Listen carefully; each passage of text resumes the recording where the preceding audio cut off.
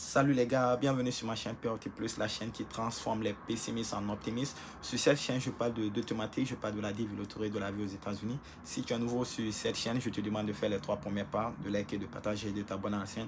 Surtout, n'oublie pas d'activer la barre de notification pour recevoir les prochaines vidéos. C'est avec beaucoup d'enthousiasme et de joie que je fais ce direct pour partager un peu les dernières informations liées à l'immigration aux États-Unis d'Amérique et précisément à la développement. Donc, vous n'êtes pas sans savoir que les 3 dernières semaines, beaucoup de choses se sont passées aux États-Unis. Vous suivez de près l'actualité américaine. Donc, vous avez vu le Capitole, le problème politique intérieur des États-Unis qui ont créé une division totale entre ici les Américains. Et aujourd'hui, il y a de cela déjà 2 jours que le président Joe Biden a pris officiellement ses fonctions en tant que président des États-Unis, le 46e président des États-Unis. Donc, dès sa prise de fonction, il a directement signé ici un projet de loi qui va beaucoup changer ici les choses liées par rapport à l'immigration. On va parler de ce projet de loi. Donc, avant de commencer, voilà, allez-y. Partagez, connectez-vous, partagez, abonnez-vous, laissez-moi les commentaires. Donc, quand nous prenons un peu l'ancien régime, disons comme cela, parce que le président Trump n'est plus en fonction, l'ancien régime ici avait une politique protectionnisme, c'est que American First, donc ils avaient beaucoup bloqué ici l'immigration, les lois, ils ont voté beaucoup de lois par rapport à l'immigration pour freiner ici l'immigration aux États-Unis. Donc même la développement, il y a eu un arrêt total ici de la procédure, mais qui était lié beaucoup plus à la pandémie du Covid-19. Et le président Trump ici avait signé une proclamation liée à l'immigration pour interdire ici les rentrées sur le sol américain.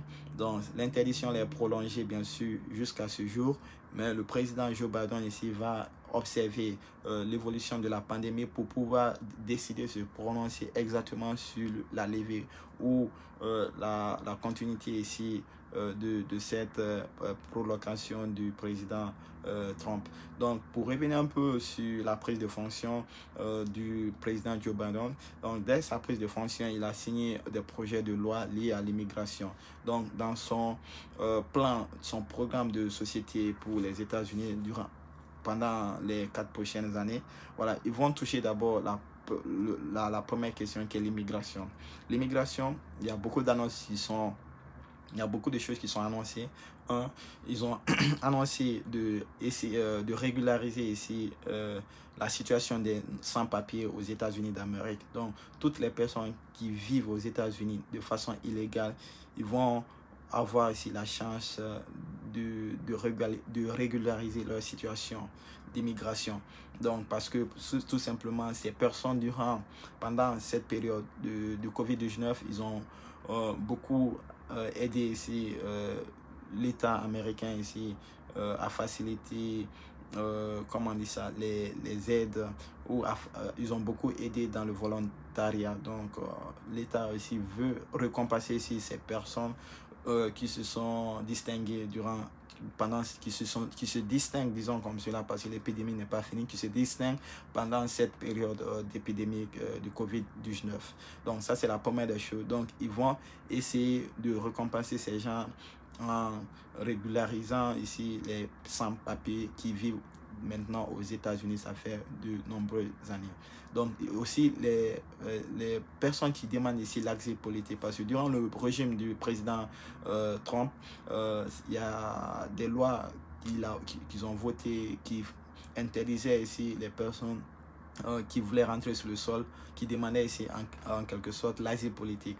Donc ces personnes ici étaient freinées dans les frontières, comme la frontière entre le Mexique et les États-Unis. Donc le président Trump, dans sa campagne, avait dit qu'il allait construire un mur qui sépare ici les 2 pays. Donc il l'a fait, malgré le projet n'est pas fini, mais le projet est, disons, à plus de 80%. Donc ça, c'est la première chose. Donc ces lois ont été, si ils ne sont pas déjà annulés, mais ils seront annulés ici par le président Joe Biden. Donc, à ce niveau, toutes les personnes qui veulent faire une demande d'asile politique, le nouveau régime donnera ici cette possibilité aux gens pour faire l'asile politique, que ce soit les Mexicains qui viennent vers le Mexique ou d'autres pays du monde entier. Donc ça, c'est la première des choses. Donc c'est son premier problème, l'immigration. Donc sur l'immigration aussi, au niveau de la développement, parce que c'est ça qui nous intéresse, parce que cette chaîne ici parle spécialement de la développement, parce que c'est c'est la procédure la moins coûteuse pour émigrer aux États-Unis, comme je le répète toujours. Donc, par rapport à la développement, ils vont essayer d'annuler déjà les décisions prises par les lois votées par le président Trump liées à l'assurance pour pouvoir immigrer aux États-Unis. Et ils vont aussi augmenter les offres de visa. C'est que si les chiffres sont exacts, les offres de visa, par exemple, les années antérieures, il y avait 500 000 personnes qui participaient à la développement dans le monde entier. Donc, ces 100 000 personnes, ils sélectionnaient 100 000 personnes, je veux dire, tout le monde peut participer à la développement, mais parmi ces personnes, on sélectionne 100 000 personnes. Parmi ces 100 000 personnes, donc, on octroie 50 000 visas. Donc, parmi ces 50 000 visas ou 55 000 visas parfois, donc il y a des personnes qui ne continuent pas la procédure. Il y a des personnes qui font une demande d'invitation ou regroupement familial. Donc, il y a beaucoup de procédures qui se font, ou les gens qui font une demande pour venir étudier aux États-Unis, donc visa étudiant. Donc, il y a beaucoup de personnes ici qui voulaient immigrer aux États-Unis. Donc, ces octrois de visa de 55 000 visas par an vont être considérablement augmentés. Ils seront augmentés de 80 000 si les chiffres sont exacts. Ce n'est pas officiel parce que ces projets de loi d'abord sont signés par le président Joe Biden. Donc ces projets de loi seront votés au Capitole, au Congrès. Donc si c'est validé là-bas, ça va être exécuté. Mais la bonne nouvelle, c'est quoi? C'est que les démocrates ici ont le contrôle de cette chambre. Ça va faciliter beaucoup les choses. Donc ça, c'est la troisième des choses par rapport à l'immigration qui touche ici la développement spécifiquement. Donc toutes les personnes qui ont vu leur procédure être suspendues à cause du COVID-19, parce que c'est le combat ici, c'est la priorité, disons comme ça, du président Joe Biden de mettre fin à cette épidémie qui continue à tuer beaucoup d'Américains. Donc ce sera ici la priorité du président Trump. Bien sûr, l'immigration aussi. Donc il y aura des réformes au niveau de l'immigration. Donc les personnes par exemple qui ont eu le visa, mais à cause de la proclamation du président Trump en interdisant ici les rentrées sur le sol américain, ces personnes par exemple n'ont pas pu rentrer jusqu'à présent aux États-Unis, mais ils ont le visa mais n'ont pas pu rentrer. Donc ces personnes par exemple, ils auront ici une opportunité de voir leur visa, c'est que être valable d'abord. Ils vont essayer d'alléger, ou je sais pas comment le dire, ils vont essayer ils vont pas avoir un nouveau visa parce que ils ont déjà le visa, mais la validité du visa va augmenter. Ils vont augmenter la validité du visa. C'est que si leur visa est expiré, mais ils vont étendre ici la validité du visa sur une certaine durée. Donc c'est des doléances que des avocats de l'immigration ont fait ici au président Trump et au président Joe Biden pour pouvoir ici alléger les choses, parce que ceux qui ont déjà eu le visa, ils ont traversé une longue procédure. Donc voir leur procédure ici s'arrêter à cause d'un décret, c'est un peu, c'est pas bon. Donc ils vont revoir cela, et travailler dessus. Donc, ce projet de loi aussi va toucher cela. Donc, c'est une très bonne nouvelle. Et il y a autre chose aussi, parce que le programme de société du président Joe Biden vise aussi la politique étrangère. La politique étrangère, vous savez, depuis l'avènement de l'ancien régime à la magistrature suprême des États-Unis, ils ont compliqué les choses. Voilà, American First, comme je l'ai dit, si vous comprenez le mot là, ça résume tout. Donc, la puissance ici des États-Unis, voilà, la puissance militaire ou autre chose. Donc, ça a compliqué les choses avec les pays du tiers-monde ou les autres pays du monde entier. Donc, ils vont revenir ici sur le plan international avec leur politique étrangère. C'est que la diplomatie, ils vont essayer, voilà, d'être présents maintenant partout dans le monde entier. Je n'ai pas dit qu'ils ont perdu leur place, mais reprendre ici leur place qu'ils ont toujours eu de la première puissance mondiale. Donc ça, c'est sur la politique étrangère. Donc ils vont aussi, ils ont un projet de loi aussi sur la pandémie de Covid-19. Comme j'ai dit, c'est la priorité des priorités. Voilà, la bonne nouvelle à ce niveau, c'est quoi? C'est qu'ils ont trouvé le vaccin. Ils ont commencé à vacciner les gens, les malades en priorité. Mais tout le monde, il a annoncé, son régime a annoncé, sa vice-présidente a annoncé que tout le monde serait vacciné du Covid-19. Même moi qui vous parle, je serai vacciné, je ne sais pas comment, mais je serai vacciné, tout le monde, tu sois immigrant, non immigrant, tu sois immigrant légalement sur le sol américain, tu sois illégalement sur le sol américain, tu sois un citoyen, tout le monde serait vacciné par ce vaccin. Donc, ça, c'est la bonne nouvelle. Et certainement, ça va diminuer sur le taux de contamination et augmenter le taux de guérison. Donc, ça pourra ici faciliter ou accélérer ici certaines procédures liées à l'immigration. Parce que c'est le Covid-19 là qui a tout freiné, ça soit sur le plan de l'immigration, sur le plan économique. Voilà. Donc, il y aura aussi le changement climatique. C'est une question qui a été débattue depuis le régime du président Barack Obama. Donc, le changement climatique, c'est un sujet qui a fait couler beaucoup d'encre. Donc, vous n'êtes pas sans savoir que le président Joe Biden était vice-président à l'époque. Donc, certainement, c'est les mêmes questions vont revenir ici dans cette année, dans les 4 ans dans les 4 ans de présidence ici du président Joe Biden. Donc, la question du changement climatique, ça touche ici tous les pays du monde entier. Nous avons aussi la justice sociale et pénale. Donc, ils vont renforcer ici la justice, l'égalité, parce que les États-Unis, le peuple américain sont divisés par plusieurs questions. Et il y a plusieurs questions ici qui n'ont pas été résolues depuis le régime, le régime du président Obama, par exemple, les ports d'armes.